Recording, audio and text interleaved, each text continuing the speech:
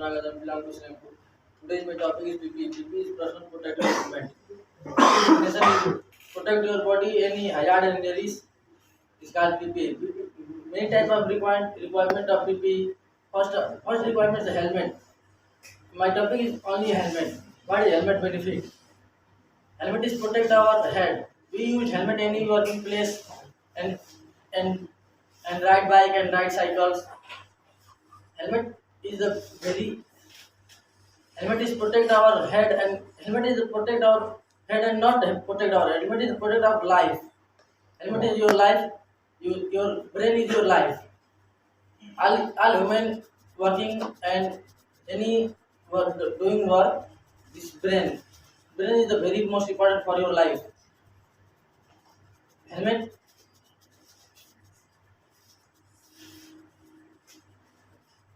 There are many types of helmet.